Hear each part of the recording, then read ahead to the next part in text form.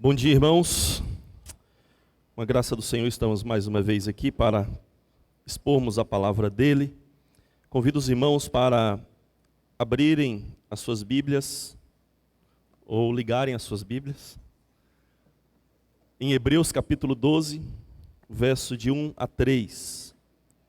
Hebreus 12, de 1 a 3.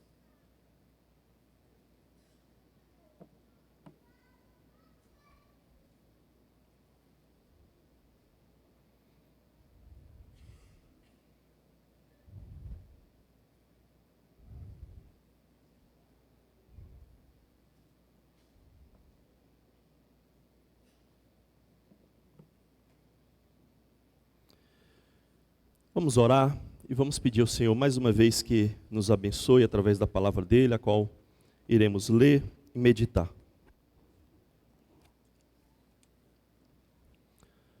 Santíssimo Senhor, mais uma vez nós nos colocamos na tua presença, porque a tua palavra nos garante que temos um sumo sacerdote que penetrou os céus, está à tua direita, assentado, entronizado e exaltado. E a tua palavra nos diz que ele vive para interceder pelos santos, pelo seu povo. E é por isso que nós podemos nos achegar a ti. E por isso, Senhor, nós também clamamos que o Senhor nos abençoe através da tua palavra, pois ela é o meio de nos fortalecer, nos moldar e nos transformar a imagem de Cristo. Ó Senhor, nos abençoe nesse momento. Que de fato a tua palavra possa penetrar o nosso coração, transformar dia a dia a nossa natureza pecaminosa e nos moldar a imagem de Cristo. É em nome dele que nós lhe pedimos. Amém. Hebreus 12, do verso de 1 a 3, diz assim a palavra do Senhor. Portanto, também nós, uma vez que estamos rodeados por tão grande nuvem de testemunhas, livremo-nos de tudo o que nos atrapalha e do pecado que nos envolve, e corramos com perseverança a corrida que nos é proposta, tendo os olhos fitos em Jesus, autor e consumador da nossa fé. Ele, pela alegria que lhe fora proposta, suportou a cruz, desprezando a vergonha, e assentou-se à direita do trono de Deus. Pensem bem naquele que suportou tal oposição dos pecadores contra si mesmo, para que vocês não se cansem, nem desanimem. Amém. Meus irmãos, aos 39 anos, a suíça Gabriele Andersen estava longe de ser uma das favoritas para ganhar a Olimpíada de Los Angeles em 1984, que foi a primeira Olimpíada em que as mulheres poderiam participar de uma maratona. Então, na parte final da corrida, no percurso final, ela estava na 20ª posição. E então ela passou direto pelo ponto de hidratação, pelo posto onde ela deveria ali pegar a sua garrafinha, se hidratar para conseguir terminar o seu percurso. O calor e a umidade ali em Los Angeles cobraram um preço muito grande de Gabriele. E após os 42 percursos da maratona, Gabriele estava visivelmente cansada, esgotada e enfraquecida. Ela ficou totalmente desidratada ao entrar no Coliseu para os últimos 500 metros da maratona. E ela estava visivelmente acabada. Mesmo assim, ela não aceitou a ajuda médica e disse que queria concluir a prova. Então, ela prosseguiu cambaleante, inclinada, mal conseguia andar, e insistiu até o fim para terminar o percurso, apesar do desespero dos paramédicos, que temiam que ela sofresse um colapso, como de fato acontece com muitos maratonistas. E foi quase tropeçando que a suíça Gabriele Andersen cruzou a linha de chegada em 37º lugar. A atitude de Gabriele, irmãos, a sua perseverança para completar a prova, tornou ela um símbolo olímpico mundial. Eu creio que muitos nem se lembram quem foi o vencedor, a vencedora daquela prova. Mas Gabriele é lembrada até hoje como um símbolo de perseverança, um símbolo de espírito esportivo. E nós cristãos, irmãos, também devemos ter como alvo chegar ao final da nossa corrida, ao final da nossa carreira cristã. Deus nos colocou em uma corrida, o Senhor nos colocou, o Senhor preparou uma corrida para nós, Ele colocou o percurso, Ele colocou as regras, e Ele nos pôs nessa corrida. E o nosso alvo não é chegarmos em primeiro lugar, chegarmos à frente uns dos outros, mas o nosso objetivo é juntos chegarmos até o fim da carreira que o Senhor nos propôs. E é sobre isso, irmãos, que esse texto aqui da carta aos Hebreus trata para nós hoje. Quando nós lemos a carta aos Hebreus, nós vamos perceber que os destinatários originais da carta estavam passando por muitas provações. Eles eram perseguidos, eles tinham seus bens expoliados, eles eram envergonhados publicamente. Na própria carta aos Hebreus, capítulo 10, verso 33, diz que eles eram um espetáculo de vergonha. E o termo que o autor usa ali eles eram um teatro para o mundo. Um teatro de zombaria. Um teatro em que as pessoas se divertiam às custas deles. E eles estavam então diante dessa oposição, perseguição, estavam propensos a abandonarem a vida cristã. Muitos ali que eram judeus ou eram tementes do judaísmo, talvez estavam tentados a voltarem para o judaísmo tradicional, já que era uma religião ali, de certa forma, aceita ou tolerada pelo Império Romano. E muitos estavam trocando a realidade que Cristo trouxe na sua vinda, o cumprimento dessa realidade em Cristo, estavam voltando para as sombras dessa realidade no Antigo Testamento. Então eles estavam tentados ou estavam de fato deixando a Cristo e tornando Ele secundário em suas vidas. E é por causa desse contexto, irmãos, que o autor aos Hebreus, ele faz uma exortação para esses irmãos. Então, na carta, o autor, ele quer exortar esses irmãos para que eles possam perseverar na carreira cristã. Esse texto faz parte de uma seção exortativa da carta, que começa lá no capítulo 10, no verso 19, e termina só aqui no capítulo 12, no verso 13.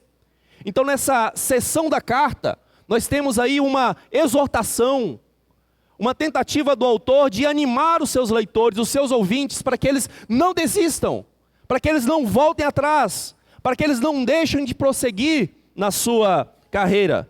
E para fazer isso, o autor, na carta, ele procura destacar a superioridade e a centralidade de Jesus Cristo na vida do cristão. E o nosso texto, então, irmãos, ele é a conclusão, ele é o ápice máximo dessa exortação do autor da carta aos Hebreus.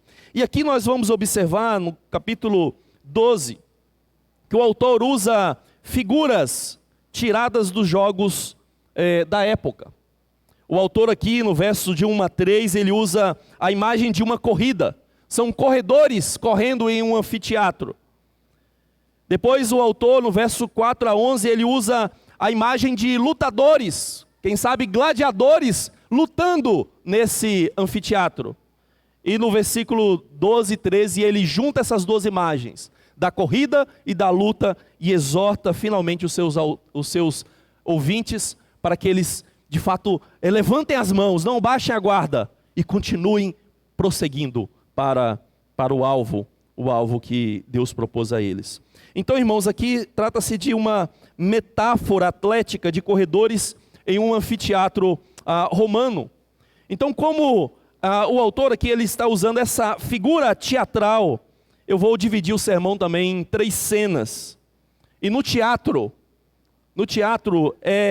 cada cena ela tem uma característica. Cada cena introduz novos personagens. Então você tem uma mudança de cena à medida que você tem introdução de novos personagens nessas cenas. E nós vamos refletir hoje sobre o nosso papel no anfiteatro do Senhor. O nosso papel no anfiteatro do Senhor. E agora, diante disso aqui, irmãos, imagine você dentro de um enorme anfiteatro romano. E só para você se contextualizar, hoje nós chamamos de anfiteatro aquilo que os romanos chamavam de teatro. O anfiteatro é uma oval ou uma elipse, como os estádios modernos, como por exemplo o Morumbi, é uma forma elíptica. Enquanto os teatros romanos ou gregos, eles eram apenas metade de um anfiteatro, que é o que nós costumamos chamar hoje de anfiteatro, né? Então, só para os irmãos se contextualizarem, anfiteatro é esse grande estádio, né? Onde você está rodeado de arquibancadas. E a grande questão aqui é qual é o seu papel dentro deste anfiteatro? Qual que é o nosso papel no anfiteatro do Senhor? E a primeira coisa que nós vemos no texto é que o nosso papel nesse anfiteatro é ouvir o incentivo das testemunhas que estão nessas arquibancadas à nossa volta. O texto vai nos mostrar nessa primeira cena que as personagens são uma multidão de testemunhas que estão lotando esse anfiteatro. E as personagens dessa primeira cena são as testemunhas do capítulo 11. Se você observar e se lembrar aí do conteúdo do capítulo 11, você vai ver que o autor descreve diversos homens, mulheres do passado, que perseveraram na fé, que confiaram no Senhor, e que apesar dos seus próprios pecados, das suas próprias limitações, dos obstáculos que eles enfrentavam, eles prosseguiram e perseveraram na fé. E o autor aqui na carta aos Hebreus, no capítulo 12, na nossa tradução, na NVI, por exemplo, tem aí um portanto. Mas no texto grego, esse portanto, ele é muito mais forte, porque ele é uma preposição tríplice, que serve para enfatizar aquilo que o autor está querendo descrever aqui, querendo destacar. É como se o autor dissesse de forma bem redundante em português, de fato, pois, portanto, já que nós temos essas testemunhas, ou essa nuvem de testemunhas, então com essa preposição o autor quer enfatizar, destacar essas testemunhas que ele descreveu, acabou de descrever no capítulo 11. E que testemunhas são essas, irmãos? Nós vamos observar lá no capítulo 11 que essas testemunhas são homens e mulheres que obtiveram grandes vitórias por meio da fé. Você vai observar que lá no capítulo 11 também diz que essas testemunhas, muitas delas, não só foram grandes vitoriosas aos olhos humanos, mas muitas delas perderam a própria vida aos olhos humanos. Elas foram maltratadas, perseguidas, mortas por causa da fé que elas tinham. Nós vamos ver também aí, na própria descrição que o autor aos Hebreus coloca, que essas testemunhas são inumeráveis. E aqui no verso 1 do capítulo 12, você vai ver aí que ele chama essas testemunhas de uma grande nuvem de testemunhas. Só que nós temos 2 tipos de nuvens, não é? E em grego também há 2 tipos de nuvens. Tem aquela nuvem delimitada, que você consegue distinguir das demais do céu, e você tem uma nuvem que cobre o céu inteiro. E o termo que o autor usa aqui é essa nuvem que cobre o céu inteiro. Então ele está descrevendo um anfiteatro com a sua lotação máxima. E os anfiteatros romanos, eles poderiam chegar a 50 mil espectadores nas suas arquibancadas. E o autor aqui está querendo mostrar que não são alguns espectadores, algumas testemunhas nessas arquibancadas, mas são milhares. Elas cobrem o céu. Elas nos rodeiam, como ele diz aí, nós temos elas nos rodeando nesse anfiteatro. E quando nós observamos a descrição que o autor faz no capítulo 11, nós vamos perceber que essas testemunhas não são meros espectadores passivos, mas são testemunhas que elas mesmas participaram no passado dessa corrida. São pessoas que um dia estiveram ali no centro daquele anfiteatro, correram e chegaram até o fim. E agora elas são colocadas nessas arquibancadas como testemunhas de que nós podemos crer, nós podemos confiar no Senhor e nós podemos prosseguir até o fim nessa fé. E o autor então, ele destaca que essas testemunhas são dadas a nós. Veja que o termo que ele usa aí é que nós temos, na Almeida Revista e Atualizada, isso fica bem claro, nós temos elas, nós as possuímos de certa forma. Elas estão colocadas para nós aí. Essa é a finalidade delas. E como que nós temos essas testemunhas então, irmãos? Será que são assim espíritos desencarnados que estão nos rodeando e nos observando? Alguns podem pensar que seja isso. Mas não é isso que o autor está querendo dizer. O que o autor está querendo nos mostrar é que essas testemunhas estão disponíveis para nós. E como a gente vê no capítulo 11, aqui do autor aos Hebreus, essas testemunhas estão disponíveis para nós nas Escrituras. É através das Escrituras que nós podemos observá-las. É através das Escrituras que nós podemos ouvi-las gritando para nós e nos incentivando na nossa carreira cristã. É nas Escrituras que elas nos incentivam a uma vida de fé, a uma vida de esperança no Senhor. É nas Escrituras que essas testemunhas testemunham do Messias que viria. Porque elas colocaram os olhos nele. Elas esperavam ele. Esperavam que ele viesse. Esperavam que ele viesse cumprir as promessas que Deus fez ao seu povo no passado. Porque o Senhor prometeu recompensas, como nós vemos no capítulo 11, verso 39 a 40. Fez promessas e prometeu recompensas para aqueles que crescem e confiassem nele. Então, irmãos, o nosso primeiro papel aqui nesse anfiteatro do Senhor é ouvirmos essas testemunhas gritando. Você está nesse estádio, você ouve esses gritos e elas dizem: prossiga, prossiga, prossiga na fé, olhe para frente, não desista. É isso que elas gritam para nós. Então, o texto introduz novos personagens em uma nova cena. E agora o foco volta para o nosso papel em correr sem desistir. Então, nessa segunda cena, os personagens são corredores dentro do anfiteatro. E esses corredores têm um percurso determinado pelo próprio Deus. E esses corredores somos nós. Nessa cena, então, os corredores, eles estão em uma maratona, não é uma corrida de curta distância. É uma corrida longa, é um percurso longo, é um percurso cansativo. E o Senhor é quem nos colocou nesse percurso, o Senhor é quem nos colocou nessa maratona com um percurso determinado. Ele também determinou as regras desse jogo, que só vai chegar até o fim, só vai completar o percurso aquele que perseverar. Aquele que perseverar na fé, esse sim será salvo. E agora, veja você mesmo dentro desse anfiteatro lotado.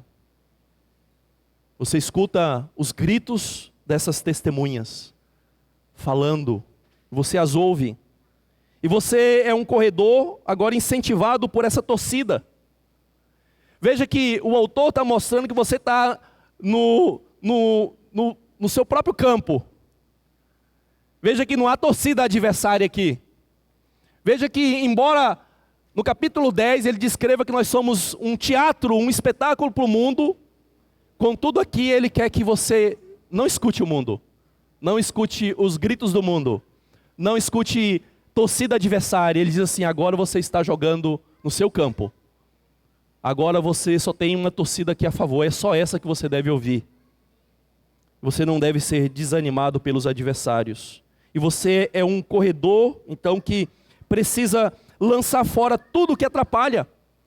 É assim que o autor descreve aí, que nós devemos lançar fora todo o peso e todo o pecado que nos enlaça, que nos envolve. Então há duas coisas que devem ser lançadas fora antes da corrida. E as duas coisas, elas são tiradas da própria imagem de um corredor olímpico grego-romano. Primeiro, o peso. O peso. Já pensou você participar de uma maratona com a mochila nas costas? Já pensou você encher sua mochila de livros e participar de uma maratona? Já pensou você colocar a sua roupa mais pesada para participar de uma maratona? Você não faz isso. Os corredores romanos, greco-romanos, eles não faziam isso. Eles lançavam fora todo o peso. Já pensou você correr meio gordinho? Com todo respeito, tá? Mas a gente sabe como é que é difícil, né? Quando ele não tá na forma adequada. E um corredor greco-romano, sabendo que ele tinha uma corrida longa, ele iria se preparar, ele iria se condicionar, ele ia lançar todo o peso corporal extra fora e lançaria qualquer outro peso que pudesse atrapalhá-lo na sua corrida. Então ele deveria correr desimpedido. E veja que o autor aqui usa todo o peso. E a ideia aqui é qualquer peso, qualquer coisa na nossa vida que possa nos impedir de correr livremente, irmãos. E aqui nós podemos tirar várias aplicações para nossas vidas. Quais são coisas na nossa vida que podem se tornar pesos, que impedem a gente de prosseguir na nossa jornada? Será que o seu trabalho pode ser um peso para você? Que tira os seus olhos do Senhor e te impede de prosseguir na carreira da fé? Será que os bens que você possui, que você acumula, ou que você almeja ainda, será que podem ser pesos que impedem você de prosseguir na jornada? Será que um maior amor aos familiares, à sua família, do que a Deus, do que ao Senhor Jesus Cristo? Será que isso, embora sejam coisas boas, podem impedir você de prosseguir na jornada? Será que o amor à própria vida pode se tornar um peso que o impede de prosseguir? E nas Escrituras, irmãos, tudo isso, embora sejam coisas boas, o trabalho, os bens, a família, a nossa própria vida, embora sejam coisas boas, elas são descritas também como coisas que, se mal direcionadas, elas nos impedem de servir ao Senhor, nos impedem de prosseguirmos na nossa vida de fé. O Senhor Jesus, quando ele ensina sobre a parábola do semeador, ele diz assim que o que foi semeado entre os espinhos é o que ouve a palavra, porém os cuidados do mundo, a fascinação das riquezas, sufocam a palavra e ela fica infrutífera. Então há coisas que se tornam pesos, que nos impedem de prosseguir na nossa vida cristã. E o autor aqui descreve que nós devemos lançar fora todo o peso, se nós queremos correr. Mas não só isso, ele diz aí que devemos lançar fora o pecado que nos envolve. E aqui ele usa a imagem do corredor greco-romano, que ele lançava fora não só o peso corporal, qualquer outro peso extra, mas ele lançava fora todas as suas roupas. O corredor greco-romano corria completamente nu. E competia completamente nu. Isso, obviamente, tinha dois sentidos. Um era o ideal humanista grego de expor a perfeição do corpo humano. No caso ali, só os homens competiam, tá? As mulheres não competiam e a maioria das mulheres nem participavam, nem ficavam nas arquibancadas. Então eles corriam completamente nu por causa disso, para expor as perfeições humanas do corpo. Mas o outro motivo era pragmático. É que ele não queria que as suas roupas, e as roupas naquele tempo eram mantos que iam até o chão, impedissem ele de correr. Então aqui o autor descreve o pecado como uma roupa que está nos envolvendo, e se a gente estiver envolvido e presos a ele, nós não vamos conseguir correr. O pecado nos impede de correr. Mas aí você pergunta, obviamente, como é que eu vou largar o pecado, já que eu sou pecador, não é? Nós vamos ser pecador até o último dia, até o dia que nós cruzarmos a linha de chegada. Só depois da linha de chegada nós seremos santos, perfeitamente santos. Mas como é que ele diz que a gente tem que lançar fora todo o pecado que nos envolve? Provavelmente o autor não está usando essa analogia da figura atlética até as últimas consequências, a gente não deve fazer isso. E a ideia central é do pecado que nos impede. Qual é o pecado que nos impede? É a escravidão ao pecado. João, na sua carta, diz que ele escreve para que nós não pequemos. Ali a ideia é de que nós não vivamos continuamente no pecado, escravos do pecado. Mas por outro lado ele diz assim, se alguém diz que não tem pecado é mentiroso. Então a Bíblia faz uma clara distinção entre viver escravo do pecado, dominado e controlado pelo pecado, e cometer pecados, como nós fatalmente cometemos. Então a ideia é que nós não podemos correr a nossa carreira se ainda somos escravos desse pecado. Se o pecado nos domina, nos controla, nos enlaça, como Almeida diz, tenazmente, a ideia de uma cola, algo que está colado em nós, nós jamais vamos conseguir correr. E então o autor prossegue descrevendo a nós como corredores, ele vai dizer aí que nós devemos continuar correndo. Esse é o enfoque dele nessa parte aqui. A ideia é que nós devemos continuar correndo, insistentemente correndo, perseverantemente correndo. Nós não podemos desistir. Então a ordem dele para nós é que corram perseverantemente, não desistam. A ideia da perseverança que o autor vai destacando ao longo de toda a sua carta. E aquilo que o Novo Testamento constantemente enfatiza para nós, que a perseverança é algo absolutamente necessário para a nossa vida cristã. Nós pecamos? Sim, mas nós jamais devemos desistir. Jamais devemos retroceder na nossa vida cristã. E por que nós podemos perseverar, irmãos? Porque a perseverança, primariamente, ela é obra de Deus. Mas, por outro lado, também ela é responsabilidade nossa. E a Bíblia coloca as duas coisas, lado a lado. A Bíblia coloca, por exemplo, lá em 1 Pedro 1, 5, que Deus com o seu poder nos guarda para a salvação. É Deus quem está nos guardando, é Deus quem está nos preservando, é Deus quem está nos fazendo perseverar. Mas por outro lado, a Bíblia também diz que Deus efetua em nós o querer e o realizar, o efetuar. Ou seja, Ele nos dá a vontade de perseverar e nos dá a capacidade de perseverar. E nós não devemos desistir. Mas veja que o autor, ele vai dizer algo mais aqui no texto. Ele vai mostrar que você também é um corredor com um curso que Deus propôs para você. A ideia do texto aí, essa expressão é usada por alguns escritores pagãos da época, para falar de um jogo ou uma competição em que as regras, as normas, foram pré-determinadas por alguém, pelos mestres do jogo. Quem que determinou as regras do seu jogo, irmãos? Da sua corrida, da nossa corrida? Foi o Senhor.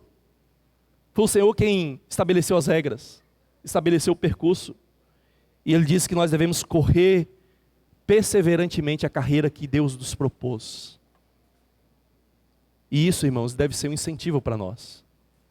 Porque nós podemos muitas vezes imaginar que os obstáculos, as dificuldades sociais, políticas, familiares que nós enfrentamos, existenciais que nós enfrentamos, foram determinadas para nós por um gênio maléfico, o diabo, a fatalidade da vida, do mundo. Isso não serve de incentivo nenhum para nós. Mas quando a gente pensa, reflete e entende que as dificuldades, os obstáculos pelos quais nós passamos, eles foram estabelecidos e colocados ali pelo Senhor. E sabendo que nós confiamos em Cristo, nós podemos olhar para os obstáculos e dizer, se o Pai colocou esse obstáculo aqui, é para o meu bem. Ele quer me aperfeiçoar. Ele quer me fortalecer. Ele quer me provar. E isso é um incentivo para nós. Porque dizer que foi o diabo, então nós estamos em maus lençóis. Mas entender que acima de tudo foi o Senhor, isso realmente deve servir de incentivo para nós. Então, irmãos, aqui nessa segunda cena, o nosso papel é corrermos sem desistir. Nós estamos nesse anfiteatro. As arquibancadas estão lotadas. Estamos ouvindo o grito das testemunhas nas Escrituras. E o nosso papel é corrermos, corrermos, corrermos. E então nós chegamos à grande cena final. E nessa cena o nosso papel é olhar confiantemente. É olhar para frente confiantemente. E nessa cena o personagem principal, ele é introduzido. E quem é o personagem principal aqui dessa cena? É Jesus assentado à direita do trono de Deus. O autor diz para olharmos atentamente. Olha, tendo os olhos fitos em Jesus, o autor e consumador da nossa fé. Então o autor diz, olhe, escute os gritos da torcida. Olhe para frente e corra, olhando para Cristo. Olhando para o personagem principal aqui dessa cena. Então o que nós devemos entender, irmãos, é que nesse anfiteatro que o Senhor preparou, Deus quer que nós sejamos coadjuvantes. Nós não somos personagens principais. Nós sempre achamos que nós somos o personagem principal da nossa vida, não é? Mas a Bíblia mostra que não. O personagem central da nossa vida não somos nós mesmos. O personagem central da nossa vida é Jesus. E o autor aqui quer que nós olhemos para Ele, para Jesus, que enfatiza aí a sua humanidade, o Deus homem. E veja que Cristo aí, Ele é o personagem central não só desse quadro aqui, da perseverança, mas de todo o ato cósmico da criação. Tudo que Deus fez na criação, tudo que Deus planejou, criação, redenção e consumação, tudo tem Ele como centro, tem Ele como objetivo máximo. Então o autor diz aí que Jesus é para quem você deve olhar. Isso aqui é importante, irmãos, porque o texto não diz que a gente olha para as testemunhas, né? Ele diz que nós temos essas testemunhas. A ideia é nós temos elas aí. Elas estão aí. Mas ele não diz, olha para as testemunhas. Olha para o estádio. Não, ele diz, olha para o Senhor. Olha para o autor e consumador da fé. E aqui Jesus, ele é colocado como um homem perfeito. É dito aí que ele suportou a cruz, que ele desprezou a vergonha, e que ele se assentou por fim à direita do trono de Deus. Então o autor está descrevendo a Jesus e está mostrando assim, olha as perfeições dele. Olha os obstáculos que ele enfrentou. E olha onde ele está hoje. Todo atleta ele tem, às vezes, vamos colocar aqui entre aspas, né, o ídolo. Um atleta exemplar, que ele olha, que serve de motivação. Muitos jogadores novos hoje vão dizer assim, Ronaldinho é a minha inspiração, como ele jogava, como ele dava os dribles. O pastor Jailson fala isso, né? Mas aqui o autor coloca para nós o exemplo perfeito, máximo, que é Jesus. E ele, para nos incentivar na fé, ele vai dizer que Jesus, não só esse exemplo, né? Porque ao olharmos para o exemplo perfeito, a gente pode desanimar, não podemos, irmãos? Nós podemos desanimar, porque a gente pensa assim, mas está tão inalcançável, né? Está tão inalcançável, que eu até desisto já de primeira. Mas o autor vai dizer que a gente pode olhar para ele como exemplo perfeito, porque ele não é só um exemplo externo, mas ele é o autor e é consumador da fé. Então não é só que ele está fora de nós e a gente pode olhar e se inspirar nele. Não, ele está dizendo assim, ele foi quem gerou a fé em vocês. E é ele quem vai garantir com que vocês cheguem até o fim nessa carreira. Ele é o autor, ele é o consumador dessa fé. Lembra que lá no Evangelho de João, Jesus diz que que Ele nos guarda em suas mãos e que ninguém pode arrancar-nos das mãos dEle. E que Ele e o Pai são um, ou seja, eu sou Deus com o Pai. E das minhas mãos ninguém pode arrancar você. Ou seja, é Ele que está nos guardando na fé. Lembra que o autor aos Hebreus também diz que Ele vive a interceder por nós. Lembre-se lá em Lucas 22, 32, quando Jesus diz que Satanás reclamou que eles fossem peneirados como trigo. E Jesus então disse para Pedro: Pedro, mas eu roguei por você, para que a sua fé não desista, para que a sua fé não esmoreça. Ou seja, por que nós podemos perseverar? É porque não só temos Jesus como o exemplo disso, de que é possível enfrentar esses obstáculos e chegar ao fim, mas que Ele mesmo é aquele que gerou em nós, pelo seu Espírito, a fé, e que Ele vai nos guardar até o fim, para perseverarmos. E então Ele nos mostra como que Jesus sofreu. É dito aí que Jesus não fez caso da humilhação, que Jesus suportou a cruz. E por que Ele fez isso?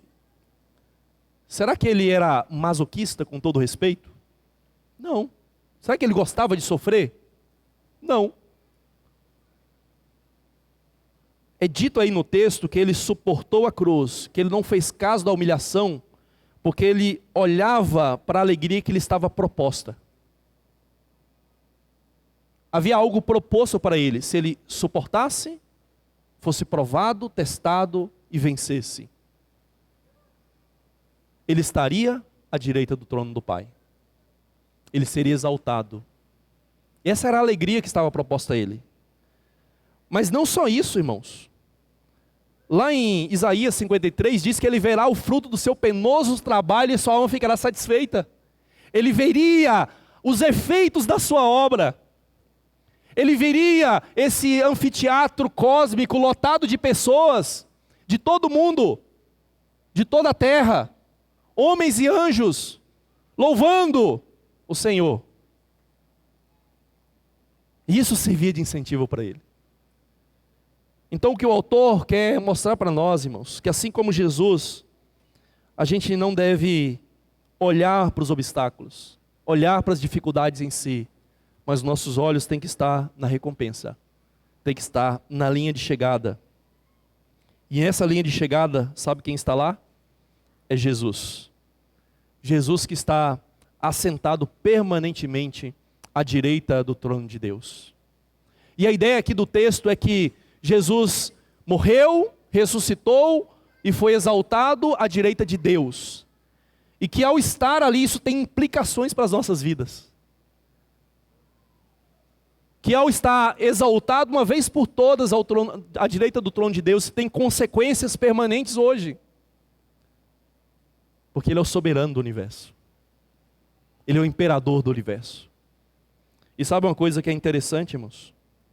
Se você assistir alguns filmes, se você assistir alguns documentários que retratem a época ali do Império Romano, você vai ver que nesses anfiteatros onde os gladiadores lutavam, onde pessoas competiam diversos esportes, além dessas pessoas aí lotando esse anfiteatro, você sempre via um lugar na arquibancada que era reservado para alguém especial, e era o imperador e a sua família. E ele estava lá na arquibancada, observando os jogos, assistindo os jogos. E vida e morte estava no poder do imperador, como a gente vê em muitos filmes. E parece que o autor ele está retratando isso. Ele está dizendo que nós temos esse anfiteatro lotado, mas a pessoa principal está ali, é Cristo. E Ele está sentado, entronizado, exaltado à direita do Pai. E Ele tem toda a autoridade sobre a nossa vida. E nós devemos, então, olhar para Ele. Então nós devemos ver que Ele está ali. E essa deve ser a motivação maior para nós, irmãos. Embora as testemunhas nesse anfiteatro, elas sirvam de incentivo para nós. Que elas gritem para nós, perseverarmos, prosseguirmos, não desistirmos. Contudo, o nosso foco aqui Não deve ser as testemunhas. Não deve ser olharmos para Davi em si mesmo, para Salomão, para Abraão, Isaac, Jacó, homens no decorrer da história como Lutero, Calvino. O autor não diz que a gente deve olhar para eles, no sentido em que ele diz aqui, para olharmos para Cristo. Nós devemos ouvir essas testemunhas, à medida em que elas apontam para Cristo, que elas nos incentivam na fé em Cristo. Mas os nossos olhos não devem estar nelas, os nossos olhos devem estar no Senhor. Cristo é o personagem central do anfiteatro de Deus. E olhar para Cristo, irmãos, e refletir sobre a sua pessoa, deve ser a maior motivação das nossas vidas. Veja que o autor, ele diz isso, ele conclui o texto no verso 3 dizendo, pensem bem. A ideia é reflitam, olhe atentamente, pare para pensar em quem é Ele, reflita sobre a sua pessoa, sobre a sua obra. Olhe para Ele que suportou tal oposição dos pecadores contra si mesmo. Para quê? Para que vocês não se cansem, nem desanimem, ou nem desmaiem, não desistam. O fato é, irmãos, que muitos em suas vidas, nesse tempo hoje, têm buscado outras motivações que não são Jesus. Podem ser outros homens de Deus, que vão ser sempre falhos, que só são bons à medida que apontam para Cristo. Mas muitas vezes nós olhamos para os homens em si, não é? Olhamos para os presbíteros, os pastores da igreja. E a gente olha tanto que, quando a gente vê o como eles são barro, o como eles são pecadores, a gente desanima, não é? Mas o autor, ele mostra que a gente tem que olhar para Cristo. Ele tem que ser a motivação. Mas muitos têm deixado essa centralidade de Cristo, a sua supremacia, e têm buscado outras fontes de motivação. O coach está aí para mostrar isso, não é? Você tem que encontrar a força dentro de você mesmo. Você tem que buscar aquela motivação interior para você prosseguir. Olhe para dentro de si, busque força. Olhe para exemplos grandes. É isso que a sociedade quer de nós. E é isso que muitas igrejas, infelizmente, também querem. Mas o autor diz que a gente tem que buscar a fonte verdadeira. É Cristo. Os nossos olhos têm que estar nele. É nele que os nossos olhos têm que serem colocados. Irmãos, nas Olimpíadas de 1992, o corredor inglês Derek Raymond, ele era o favorito para ganhar a prova dos 400 metros. E ele era um excelente corredor. E ele começou a corrida muito bem. Ele ia muito bem na corrida. Só que próximo da linha de chegada ele caiu. A musculatura, o músculo posterior da sua coxa direita havia se rompido. Então ele caiu na pista, com a dor excruciante. Ele agarrou a sua coxa e ficou lá sentindo uma extrema dor. Aí de repente ele ficou de pé e ele voltou a correr. Ele ora mancava em uma perna só, prosseguindo, ora alternava entre as duas pernas, mancando, e a sua intenção era terminar a corrida. Mesmo que agora, obviamente, ele não seria mais o vencedor, ele chegaria em último lugar certamente. A multidão se levantou, começou a torcer para que ele conseguisse prosseguir, mancando, chegar até o fim. E ele prosseguiu, e inesperadamente o pai de Derek invadiu a pista. Alguns tentaram segurá-lo, mas por fim ele abraçou o filho, segurou o filho, e os dois prosseguiram até o fim na linha de corrida, até a linha de chegada. Derek, obviamente, ele não chegou em primeiro lugar naquela corrida. Só que ele correu e chegou até o fim com um esforço excruciante, apesar dessa dor que ele sentia. Ele, de fato, foi um vencedor, apesar das suas próprias limitações humanas. E o fato é, irmãos, que nós jamais chegaremos ao fim da nossa corrida sem Cristo. Se Cristo não estiver conosco, se Cristo não estiver diante dos nossos olhos, se Cristo não estiver em nós, ao nosso lado, nós jamais seguiremos. Porque a força não está em nós. Nós precisamos dele. Nós precisamos da graça dele. Então, irmãos, ao final desse anfiteatro, desse grande teatro do Senhor, nós ouvimos, essas testemunhas, e sabe o que elas gritam?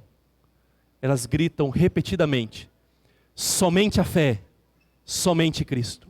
Somente a fé, somente Cristo. Somente a fé, somente Cristo.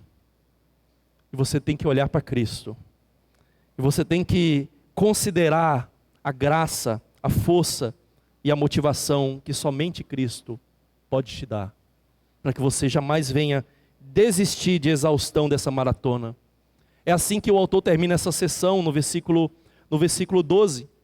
Ele vai dizer assim: portanto, fortaleçam as mãos enfraquecidas e os joelhos vacilantes, façam caminhos retos para os seus pés, para que o manco não se desvie, mas antes seja curado.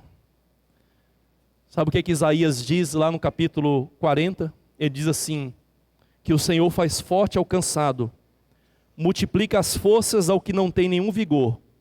Os jovens se cansam e se fatigam, os moços de exaustos caem, mas os que esperam no Senhor renovam as suas forças, sobem com asas como águias, correm e não se cansam, caminham e não se fatigam. Irmãos, que de fato a graça do Senhor continue fazendo isso na nossa vida. E nós vamos ficar de pé nesse momento.